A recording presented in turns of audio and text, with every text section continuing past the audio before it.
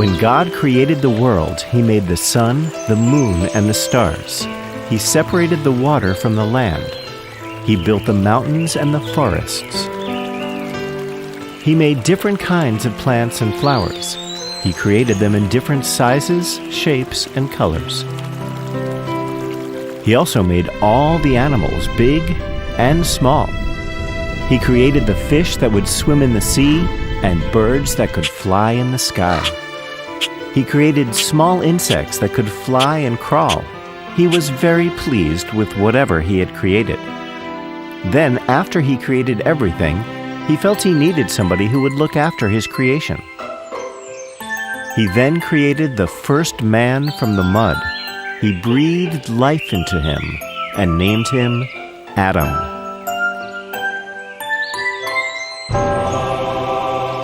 Where am I?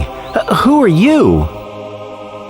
You are in my garden, the Garden of Eden. I am your creator, your Lord.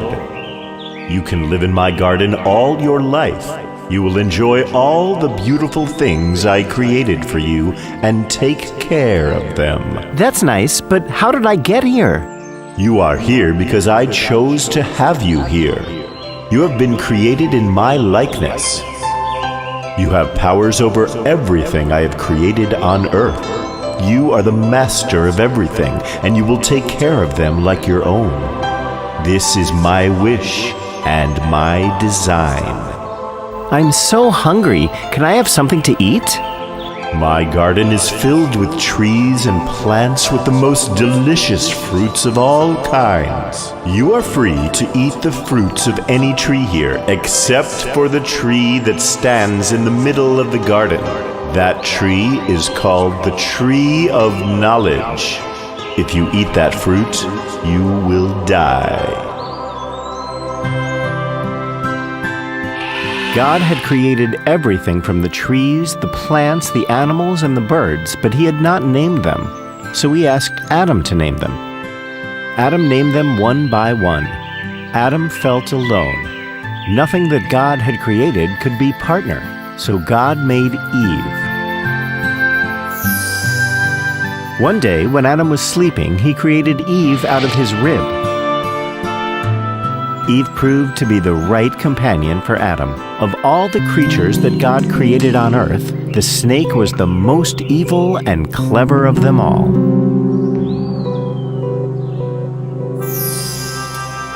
One day, when Adam was tending the garden, the snake went over to Eve and started talking to her. Hello, Eve. Hello. Who are you? I have never seen any animals speak here. Oh, I have been in this garden before you and Adam came along. None of the animals talk because they believe Adam to be the master of them all, and so they are afraid to ask. God only speaks to you. He loves you more than any of us. Oh, I see. And you're not afraid? No, I am not. I think you are good and kind. I'm amazed by your knowledge and your strength. I can see why God made you in His image. Okay, that's nice. So what was it that you wanted to ask me? I was just wondering. You eat every fruit from this garden except the one from the tree in the middle of the garden. Why is that? Adam told me that God has told us to not eat the fruit of that tree. He said if we eat that fruit, we will die. I don't think that is true. I think God knows that if you eat the fruit from that tree, you will become wiser and stronger, more like God. I don't know about that, but the fruit sure looks so tasty and it smells good too. Yes. It looks amazing, and I'm sure it tastes better than anything you have had before. But I wonder if... I don't think anything will go wrong if you eat it. Go ahead, try it.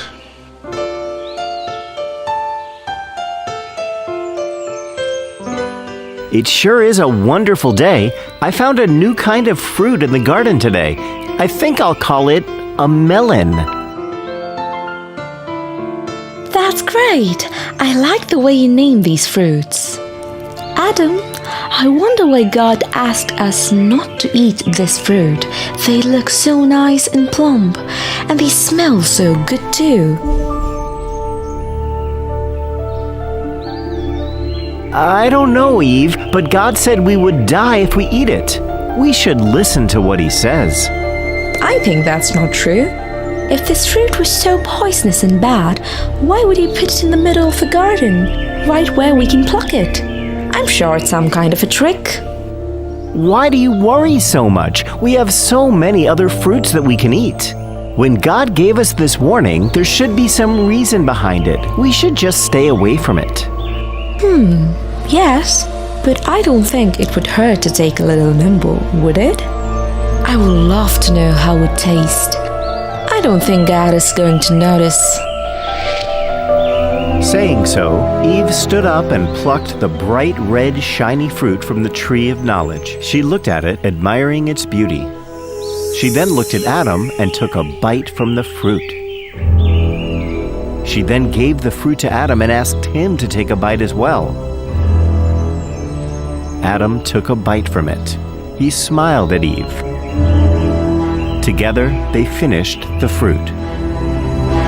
Adam and Eve were sleeping under the tree in the center of the garden when they heard God's voice.